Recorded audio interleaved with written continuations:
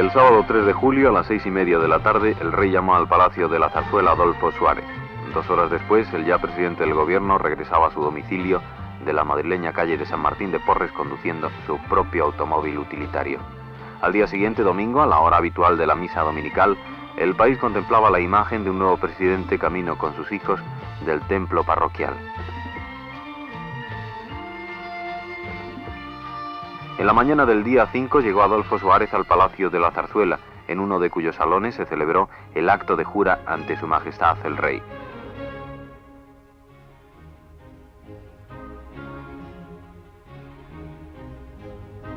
El juramento le fue tomado por el presidente de las Cortes y del Consejo del Reino, Torcuato Fernández Miranda. Tras la ceremonia, el nuevo presidente fue felicitado por el rey y por los miembros componentes del Consejo del Reino, órgano del que días antes había salido la terna de la que Su Majestad eligió al presidente de su segundo gobierno. 24 horas después, el 6 de julio, el presidente Suárez realizó ante las cámaras y micrófonos de Radio Televisión Española su primera declaración oficial. Su domicilio fue el escenario de este mensaje de saludo al país y de expresión de su talante político. Al asumir la presidencia, me impongo como primer deber el realismo y ello me conduce a varias consideraciones. Primera, que el gobierno que voy a presidir no representa opciones de partido, sino que se constituirá en gestor legítimo para establecer un juego político abierto a todos. La meta última es muy concreta, que los gobiernos del futuro sean el resultado de la libre voluntad de la mayoría de los españoles. Y para ello, solicito la colaboración de todas las fuerzas sociales del país. Segunda, que todo gobierno que aspire a ser útil al servicio de la paz civil tiene que respetar las leyes y esforzarse porque en ellas se reconozca la realidad del país. Hace pocos días en las Cortes, en una intervención que tuve, afirmé y repito que tenemos que hacer un esfuerzo para elevar a la categoría política de normal lo que a nivel de calle es simplemente normal. Y tercera, que el afán de cambio solo se puede encauzar satisfactoriamente si se parte de la evidencia de que España es una tarea común, de que la buena voluntad, no es patrimonio exclusivo de determinados grupos, de que el diálogo a rostro descubierto es el único instrumento de convivencia. La firma de Adolfo Suárez como presidente del gobierno, junto a la de Su Majestad, apareció el día 8 en los Reales Decretos 1606 y 1607. En ellos se designaban los vicepresidentes y los nuevos ministros respectivamente. En la sede de presidencia tuvo lugar el día 16 uno de los consejos más largo que conoce la moderna historia de España. En este salón denominado del Consejo de Ministros se reunían los 10 nuevos titulares de carteras, los 2 que cambiaron con respecto al gabinete anterior y los 7 que permanecían. Un gobierno de hombres jóvenes con una media de 50 años. Esta mesa del Consejo tiene 8 metros de largo por 2,5 de ancho. En torno a ella hay 20 sillones. Los extremos de la mesa lo ocupan el presidente y el ministro de Relaciones Sindicales. 20 hombres, un gobierno que se enfrentó en la mencionada fecha con los puntos de su declaración programática hecha pública a las 3:30 de la madrugada del día 16 de julio. Declaración de la que fue portavoz ante los medios de comunicación el ministro de Información y Turismo, Andrés Reguera. A estos fines, el gobierno hace suyos los siguientes propósitos. Los principales puntos de dicha declaración arrancan del reconocimiento tácito de la libertad de expresión y del pluralismo político que incluye el respeto por las discrepancias.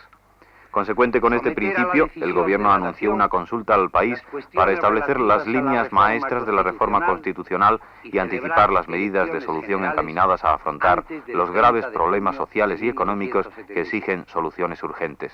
Segundo, impulsar la tarea legislativa que permita la acomodación de los textos legales a la realidad nacional. En este sentido se contemplan el reconocimiento de las libertades sindicales y la lucha contra el paro y la inflación. El gobierno, consciente de la sensibilidad del pueblo español ante el acontecer político, pedirá al rey la amnistía para los delitos políticos y de opinión como un medio necesario para reclamar la colaboración de todos los españoles y la reconciliación. Este punto, el referente a la amnistía, que era esperado por una gran parte del pueblo español, fue clave en esta declaración programática como argumento de credibilidad a las declaraciones democráticas del nuevo gabinete. Los días 14 y 15 de julio, a los 6 días de la toma de posesión del nuevo gobierno, se debate en las Cortes el proyecto de ley de reforma del Código Penal. Una sesión movida del alto organismo de la nación que tras duras votaciones aprobó la modificación de 7 artículos y la derogación de 2, el 173 y el 268 bis, por los que quedan despenalizados y por tanto autorizados los partidos políticos. El presidente sorprendió a la opinión pública cuando a los pocos días de hacerse cargo de su puesto se trasladó en un viaje relámpago a París el 13 de julio para entrevistarse con el entonces primer ministro francés Jacques Chirac, quien recibió al presidente español en las escaleras del Palacio Matignon ante las cámaras de los medios informativos mundiales. Este viaje fue la prueba clara de que el presidente del gobierno español deseaba establecer un auténtico diálogo, sin tópicos, con los principales dirigentes de la Europa libre hacia la que se encamina España.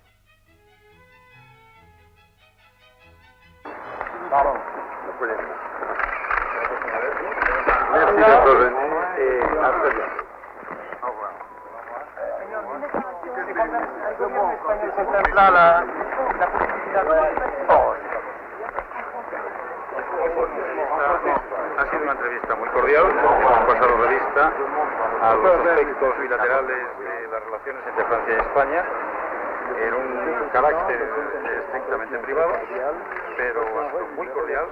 El presidente, junto con los ministros de Asuntos Exteriores y de Justicia, instrumentó la decisión del rey de renunciar al privilegio de presentación de obispos para traducirlo en un acuerdo concreto con el Vaticano. Días después, el titular de Asuntos Exteriores firmaba en Roma un documento de renuncia por parte de la Iglesia al fuero eclesiástico. El concordato vigente entra ahora en un periodo de revisión total que debe ser finalizado en un periodo máximo de 2 años en cuanto a lo fundamental. La firma se produjo 3 días después de que Su Majestad el Rey hiciera la tradicional ofrenda al apóstol Santiago, ofrenda en la que dijo: queremos hacer reinar la justicia, procuramos y buscamos la paz, la reconciliación, la convivencia generosa en la libertad y el orden, la tolerancia en el respeto mutuo, en la fortaleza de un Estado seguro y eficaz.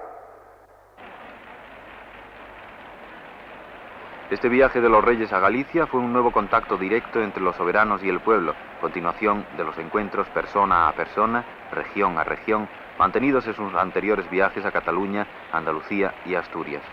Unos contactos en los que se refuerza el sentimiento de adhesión que en cada viaje despiertan los reyes de España. Jornadas en Galicia que culminaron en el consejo que presidió el propio monarca en La Coruña, el 30 de julio. Reunión ministerial que los medios de comunicación internacionales calificaron como el Consejo de la Amnistía. La amnistía que el gobierno Suárez propuso y que el rey ha concedido para los delitos políticos y de opinión y de la que quedan excluidos los delitos de sangre.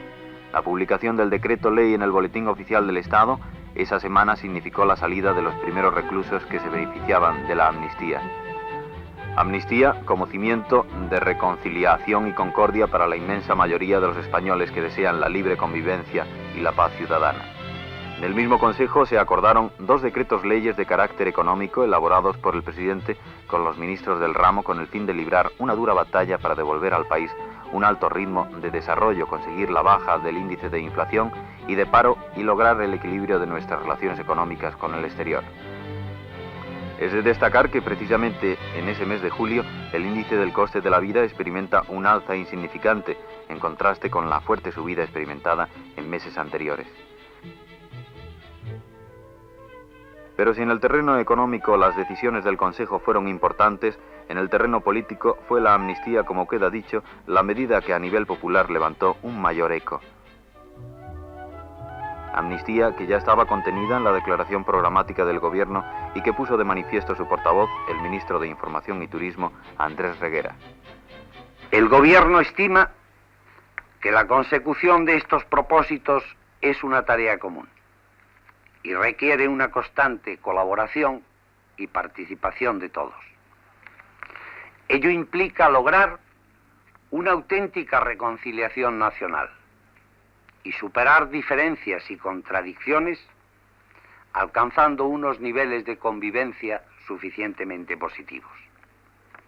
Con ese espíritu, El Gobierno tiene el propósito de elevar a Su Majestad el Rey la recomendación de que, en ejercicio del derecho de gracia, otorgue una amnistía aplicable a delitos y faltas de motivación política o de opinión tipificados en el Código Penal y que en ningún caso se extienda a quienes hayan lesionado o puesto en riesgo la vida o integridad física de las personas.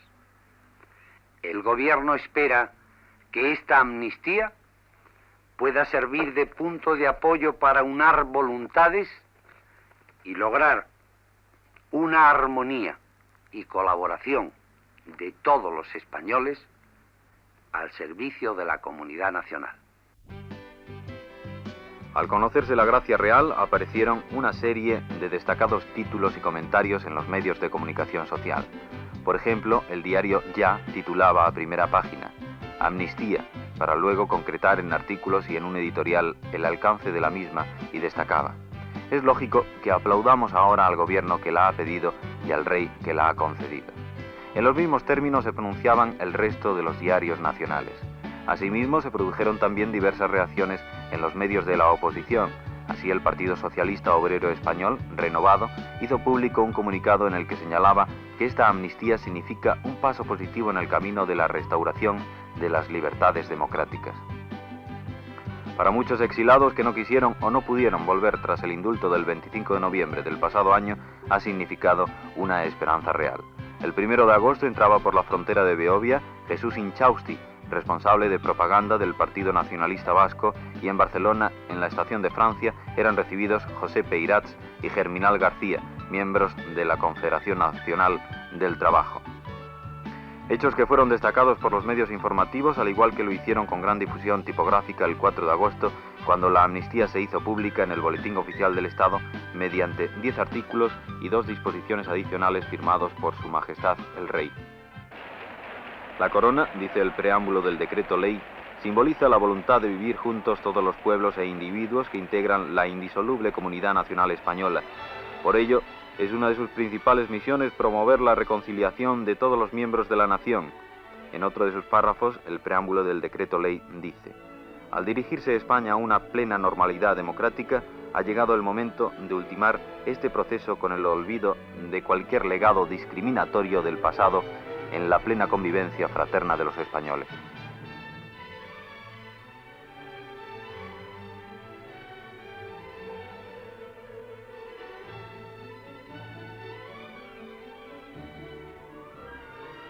Al día siguiente salían de esta prisión, la de Carabanchel, en Madrid, a las 9 de la tarde, los dirigentes del Partido Comunista Español, Simón Sánchez Montero y Santiago Álvarez, y el miembro del Partido Comunista de Euskadi, José Unanue. Ellos eran los primeros a quienes alcanzaba el decreto ley. El señor Sánchez Montero dijo a la salida: supone cerrar una etapa de la historia de España y crear las condiciones para una auténtica reconciliación de todos los españoles y el establecimiento de un régimen democrático. Pocas horas después, y por esta misma puerta, salían otros 6 presos políticos vascos. Ese mismo día, el ministro de Justicia, Landelino Lavilla, declaraba ante las cámaras de Radio Televisión Española en su telediario de las 3 de la tarde que las garantías de aplicación de la amnistía son completas. Las garantías yo creo que son completas en cuanto que la aplicación de la amnistía por delitos y faltas se encomienda a las propias autoridades judiciales, por consiguiente serán los órganos judiciales los que ejerciten con plenitud e independencia esa función que es rigurosamente jurisdiccional. Y además se abre la posibilidad de utilización de la totalidad de los recursos ordinarios previstos en nuestras leyes. En lo que respecta a la administración, existe también las garantías propias de la revisión jurisdiccional, vía contenciosa administrativa, de los actos de la administración, de forma que la decisión es siempre la decisión última, una decisión judicial, y además en interés exclusivo y en garantía exclusiva del que pretenda acogerse a la amnistía o solicite su aplicación, se ha introducido la intervención del Consejo de Estado en todos aquellos expedientes administrativos de aplicación de la amnistía en que existan dudas o discrepancias y, consiguientemente, puedan ser los más dificultosos o polémicos en cuanto a la aplicación de la amnistía. El 5 de agosto, es decir, al día siguiente, la Dirección General de Seguridad se dirigía a la de Asuntos Consulares del Ministerio de Asuntos Exteriores al objeto de que por este centro se cursaran las instrucciones concretas a las embajadas y consulados españoles en el extranjero en relación con los pasaportes que serían solicitados por los exiliados que pudieran resultar beneficiados por el decreto ley de amnistía. La víspera, el ministro del Ejército, teniente general Álvarez Arenas, declaraba al diario La Vanguardia de Barcelona sobre si la amnistía había sido menor en el campo militar. No, en absoluto. Lo que ocurre es que la milicia tiene sus características especiales y la amnistía, por lo que se refiere a las Fuerzas Armadas, ha de tener, por idéntica razón, también unas características especiales. En la misma entrevista al diario catalán, el teniente general Álvarez Arenas negaba que los ministros militares hubieran puesto obstáculos frente al resto del gabinete para los límites de la amnistía. Una gracia real de la que se han beneficiado numerosos españoles, encaminada a asentar las bases para una auténtica reconciliación nacional imprescindible para proseguir la reforma política y la democratización de nuestro país. Un país que en esos días entraba en su periodo veraniego, en ese mes de agosto tradicional para las vacaciones de los españoles y que este año, una vez más, han viajado masivamente hacia las costas y montañas. Y durante ese mes los hombres del gobierno mantuvieron su ritmo de trabajo para que en los días venideros queden patentes sus deseos de cumplir con el país para culminar con el planteamiento de la reforma política.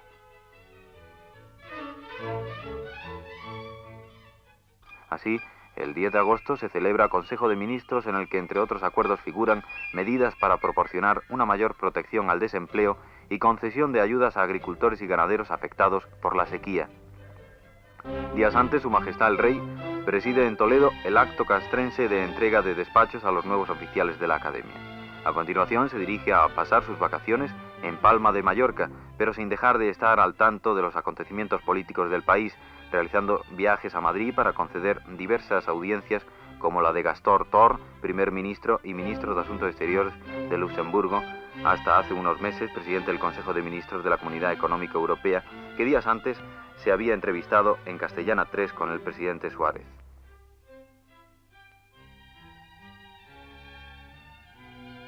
La actividad política no cesa y el rey recibe al comandante supremo de la OTAN, general Alexander Regg. Días después, un nuevo Consejo de Ministros acuerda una serie de medidas fiscales y de fomento a la exportación y del comercio interior, elevando los tipos de los impuestos que gravan la gasolina, quedando establecido el precio de 28 pesetas el litro de súper y 22,75 el de la normal. Un conflicto viene a ensombrecer los cielos españoles al verse afectado el tráfico aéreo en los principales aeropuertos por la huelga de celo de los controladores que piden fundamentalmente mejoras de tipo técnico.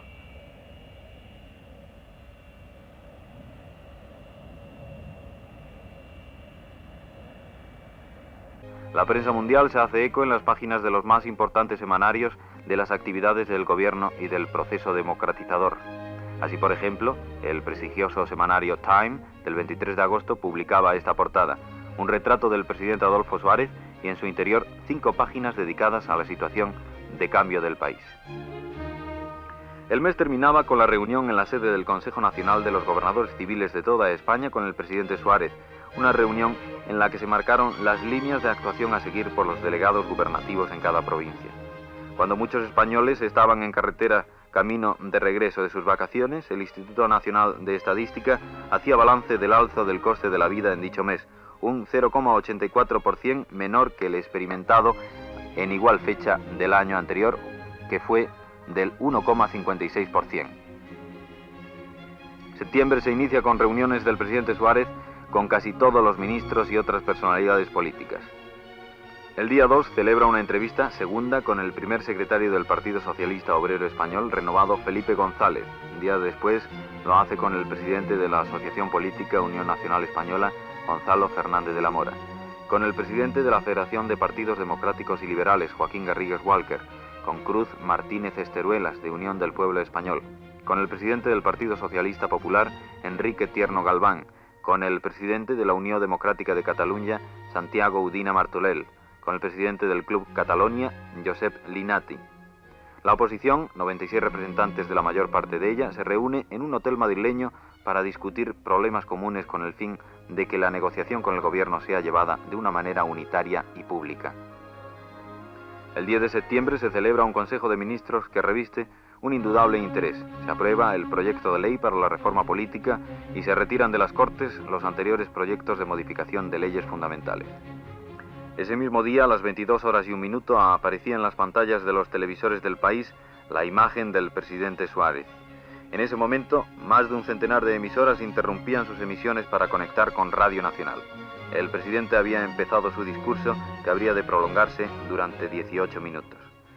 Tras anunciar que se dirigía a la nación para dar cuenta del proyecto de ley para la reforma política y convocar a todo el país a una tarea de protagonismo y solidaridad, se refirió a los acuerdos del Consejo de Ministros celebrado horas antes. A partir de hoy mismo, fecha en que el Consejo de Ministros ha acordado remitir al Consejo Nacional y en su momento a las Cortes el proyecto de ley para la reforma política, creemos haber llegado a la recta final de ese proceso iniciado hace tiempo, del modo más racional y congruente con la sinceridad democrática. Dar la palabra al pueblo español. La expectación con que se esperaba el mensaje tuvo su más fiel reflejo en las redacciones de los periódicos españoles, donde sin demora se enviaba material a las linotipias para la confección de las páginas. En consecuencia, hemos procurado examinar con toda objetividad las demandas políticas que se producen desde la ciudadanía y para ello hemos conectado con muchos de los grupos políticos más significativos que existen en España y que ofrecen alternativas estimables, sean de derecha, de centro o de izquierda, para escuchar con respeto sus puntos de vista. La hora del discurso, coincidente con las últimas labores domésticas, no fue un obstáculo para hacer un alto y acudir al televisor. Evidentemente podíamos sentir la tentación de redactar una constitución completa y definitiva reguladora de todos los aspectos de la vida política. Pero hemos preferido, sin embargo, dar paso a la legitimidad real de los grupos y partidos por medio del voto. Con ello comenzamos a convertir en realidad lo que ya dije en otra ocasión: elevar a la categoría política de normal lo que a nivel de calle es simplemente normal. Quitarle dramatismo y ficción a la política por medio de unas elecciones. Sin haber terminado el discurso, en algunos diarios ya se sabía el encabezamiento de primera página y las rotativas esperaban las tejas para iniciar la tirada. Entretanto, el presidente Suárez continuaba la exposición del proyecto de ley para la reforma política. Con este proyecto de ley, la reforma de las leyes fundamentales es importante, aunque solo afecte a una parte de las mismas, y arranca de la legalidad fundamental vigente, llevándose a cabo a través de los procedimientos previstos. El Gobierno está convencido de que las instituciones comprenderán la necesidad de esta reforma y respaldarán la apelación directa al pueblo al que estas mismas instituciones se deben y sirven. No puede existir ni existirá un vacío constitucional, ni mucho menos un vacío de legalidad. No puede producirse ese vacío porque España es un Estado de Derecho que se basa en la primacía de la ley. El anuncio hecho por el presidente de que el pueblo español haga oír su voz como vía para resolver otros grandes problemas políticos es sin duda uno de los puntos más significativos de su mensaje. Se abre con ello una esperanza y se sientan las bases para, como dijo el propio presidente, abordar con rigor temas como la institucionalización de las regiones dentro de la permanente unidad de España, la reforma sindical y fiscal, la relación del gobierno con las cámaras legislativas y aquellos otros problemas que nos afectan no solo en la vida próxima y diaria, sino en cuanto al porvenir de nuestros hijos. Tras hacer una llamada a la participación responsable del pueblo, el señor Suárez se refirió a su primer mensaje a la nación como presidente del gobierno. Hace poco más de 2 meses, después de jurar mi cargo ante Su Majestad el Rey, me dirigí a los españoles en un breve mensaje.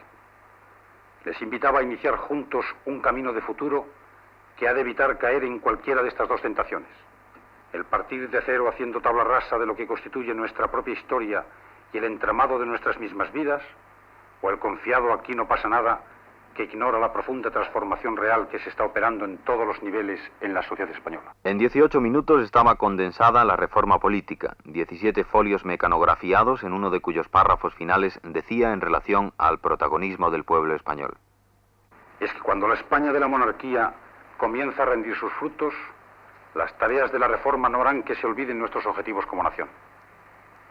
Vamos a comenzar un gran debate nacional sobre nuestro futuro. De él se derivará la claridad que necesitamos para poder elegir con rigor y garantías. Ante España se abre un nuevo horizonte. Como señaló Su Majestad el Rey, España es hoy una nación joven en cuya población los 2/3 tienen menos de 40 años. Ningún obstáculo se opondrá a que nuestra comunidad española siga adelante, trabajando por la creación de una sociedad cada vez más próspera, más justa y más auténticamente libre. Esta convocatoria de la Corona es la gran misión para el futuro del pueblo español. Se trata de la definición de una gran política de objetivos nacionales comunes que no pueda ser rechazada con fundamento por ningún grupo, por ningún partido, por ninguna institución que participe de la esencia de esa comunidad de ideas e intereses que llamamos España. Como en otras ocasiones, varios institutos de opinión realizaron sondeos entre una amplia muestra de españoles de las reacciones de este discurso. A través de la encuesta se observa que los españoles menores de 35 años han cambiado más su opinión sobre el presidente. Las personas con estudios superiores son las que mantienen una postura más reticente hacia la gestión del señor Suárez. A la pregunta de si el presidente se ha ganado la confianza del pueblo español en el tiempo de su mandato, en relación a los primeros días de septiembre, el 58% responde afirmativamente. Como nota curiosa, las mujeres apoyan con más entusiasmo que los hombres la gestión del presidente Suárez. Un 76% de la población tuvo por bueno o muy bueno el discurso. Un 60% de los consultados se siente ahora más optimista cara al futuro que antes del mensaje, mientras que globalmente un 7% tiene razones genuinas para ser más pesimista. Al día siguiente, el ministro de Información y Turismo, Andrés Reguera, daba lectura ante las cámaras y micrófonos de Radiotelevisión Española del texto del proyecto. Los órganos de representación, el sistema electoral y el procedimiento de reforma de las leyes son los tres aspectos que pretende abordar con la mayor sencillez y claridad posible para que quede acreditada la voluntad de establecer una democracia que con respeto a la ley otorgue al pueblo la decisión última. Por todo lo expuesto, las modificaciones que se contienen en esta ley se ciñen estrictamente a los mínimos pero necesarios aspectos exigidos por un auténtico proceso democrático, al respeto a la legalidad y a la sumisión a la voluntad final de los españoles que ha de constituir su último y permanente fundamento. Un proyecto que consta de 5 artículos, 3 disposiciones transitorias y una final en la que se afirma tendrá rango de ley fundamental. Ese mismo día, a las 5 de la tarde, se celebraba en la localidad de Catalunya de Sant Boi de Llobregat los actos organizados para conmemorar el 11 de septiembre, conocido popularmente como la Diada. Unas 70.000 personas en una manifestación realizada en perfecto orden.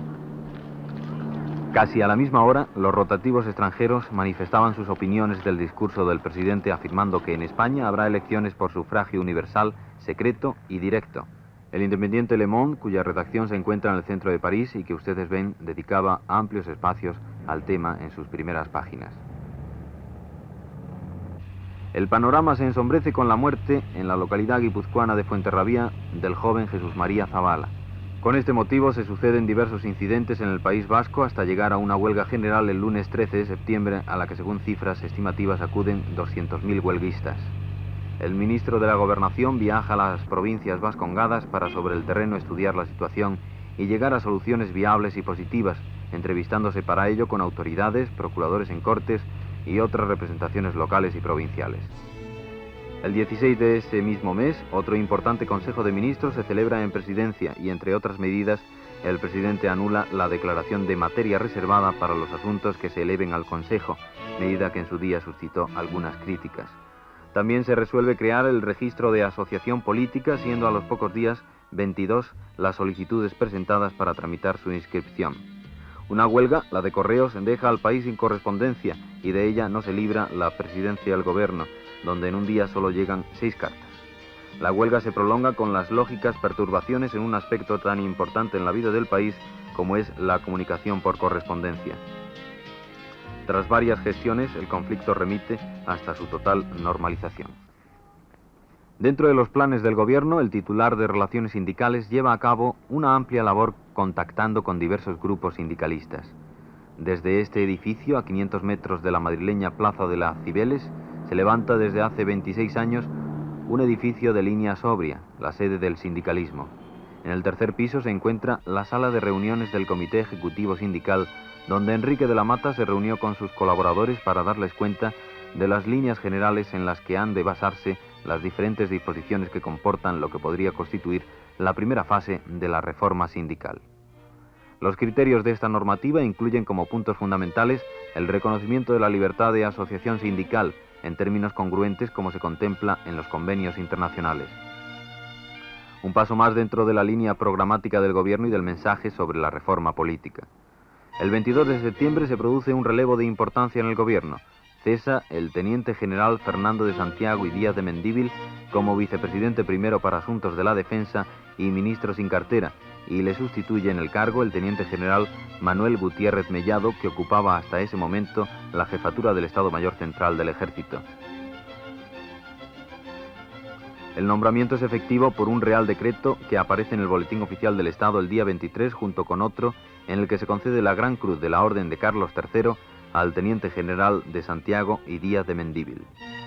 El nuevo vicepresidente primero del gobierno cuenta 64 años de edad, tiene en su haber un amplio historial militar desde su ingreso en la Academia General Militar en 1929 hasta su puesto en el Alto Estado Mayor, pasando por el CSDEN y otros organismos. A las pocas horas de tomar el juramento, el nuevo vicepresidente, en el Palacio de la Zarzuela, Su Majestad presidía la inauguración de la 63 Conferencia de la Unión Interparlamentaria en el Palacio de las Cortes. En su discurso a los parlamentarios de todos los países, el rey subrayó que el Parlamento ha de ser el auténtico vehículo de la voluntad del pueblo. En estos 100 días del gabinete Suárez, la política exterior recobra nuevos impulsos. Prueba de ello la presencia del ministro de Asuntos Exteriores, Marcelino Oreja Aguirre, en Nueva York, para pronunciar ante la Asamblea General un discurso en el que reafirmó ante el alto organismo que la voluntad del pueblo español, del gobierno y de la corona es la implantación de un sistema democrático basado en el reconocimiento del principio de la soberanía popular. Al día siguiente, en el despacho del secretario general de la ONU, Kurt Waldheim, el ministro español suscribía los pactos internacionales sobre los derechos humanos, firma que no obliga hasta que se suscriba el protocolo adicional que permita la exigencia de su aplicación. También es de destacar en este terreno el despliegue de la diplomacia española con los contactos que se realizan a través de los distintos embajadores destacados en Madrid, con lo que se consigue una cobertura total en materia de política exterior. Ese día 27 de septiembre diversas organizaciones convocaban una jornada de lucha, manifestación que no fue autorizada y que, aparte su fracaso en cifras, registró la muerte por elementos desconocidos del joven estudiante Carlos González Martínez. Días después de su cumpleaños, el día 25, que cumplió 44 años, el presidente se reunía en una cena con los miembros de la Unión Interparlamentaria, en el curso de la cual afirmó: que nuestro pueblo decida en ejercicio de todos sus derechos y en uso de sus libertades, que mi gobierno quiere garantizar quiénes serán sus representantes legítimos y auténticos, cuáles las opciones con las que realmente se siente identificado e incluso las metas concretas a que desea llegar en el orden de la política diaria y de su convivencia futura. El último día del pasado mes, la sección primera del Consejo Nacional comienza los debates para el preceptivo informe que el Consejo ha de elevar al Gobierno sobre el proyecto de ley para la reforma política.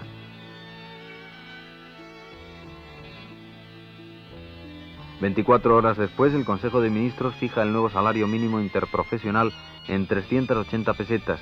Se amplía la amnistía decretada por el rey a los funcionarios de la administración local y se crea el Consejo General de Radio y Televisión.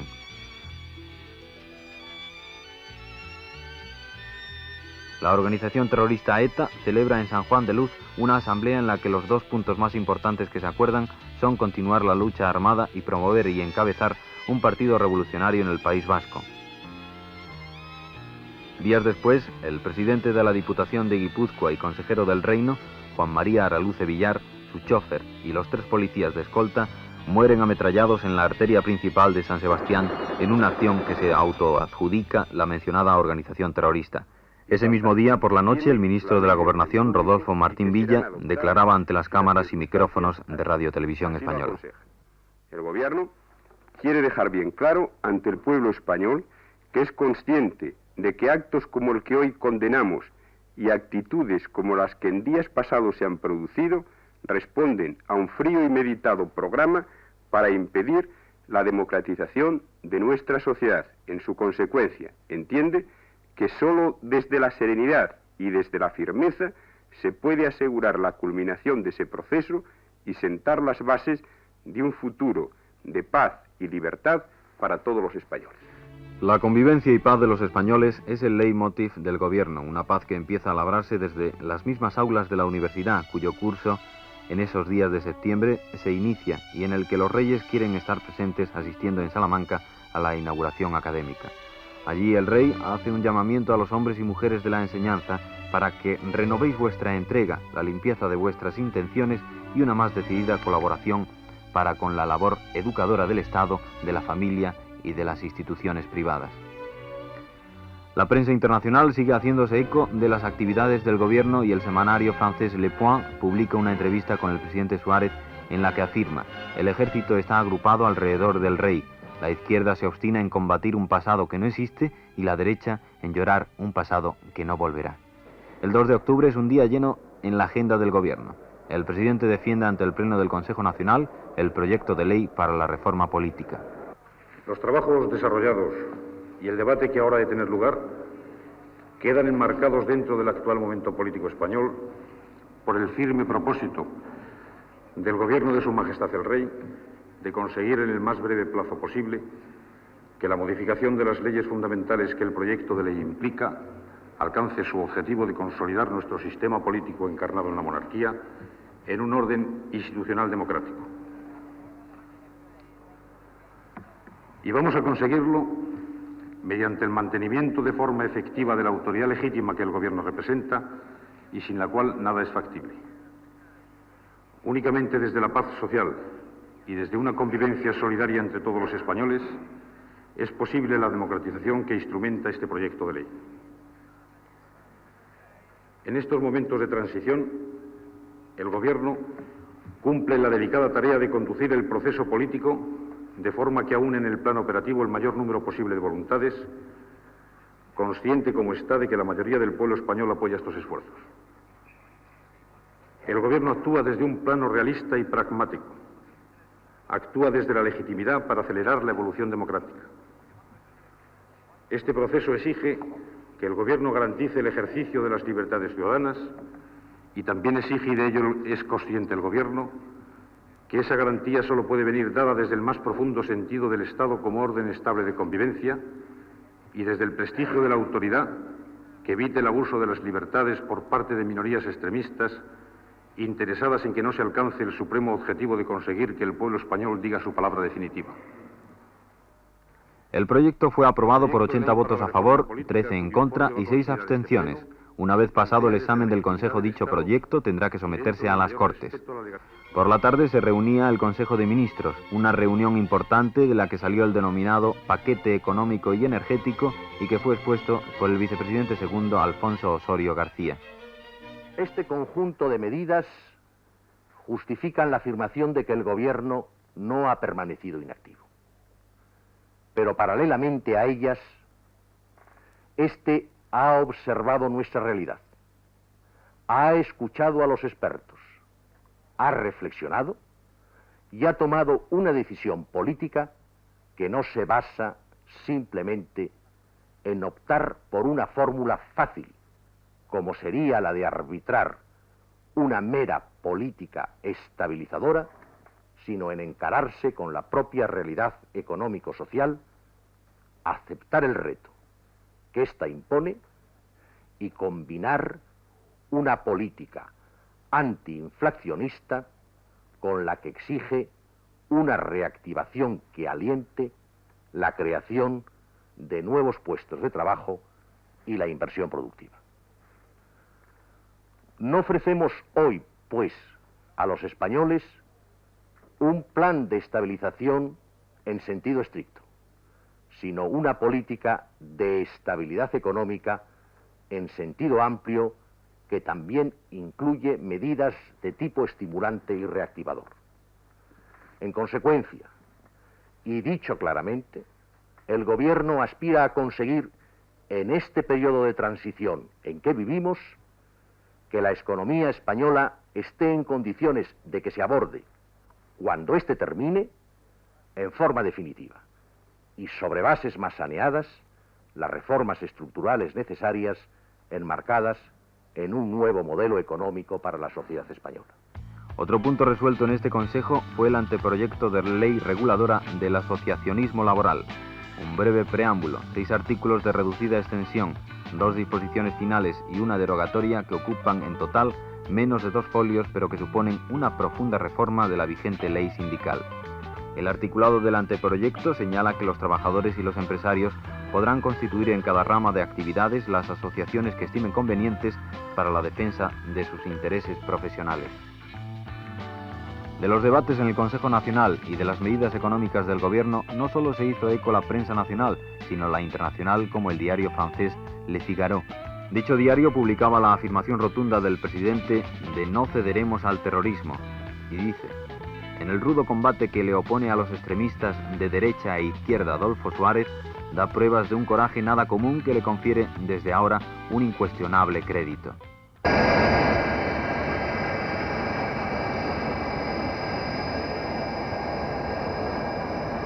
Los 100 primeros días del gabinete Suárez han culminado esta semana con una embajada extraordinaria de España. La presencia de los reyes de España en Colombia para presidir la conmemoración del Día de la Hispanidad, visita que pone una vez más de relieve el papel de España en la comunidad de pueblos unidos por vínculos comunes de raza, lengua, religión e historia. 100 días de un gobierno, de un presidente y 19 ministros que desde sus departamentos trabajan coherentemente, sin divismos ni deseos de éxitos personales, al servicio del país y de la corona.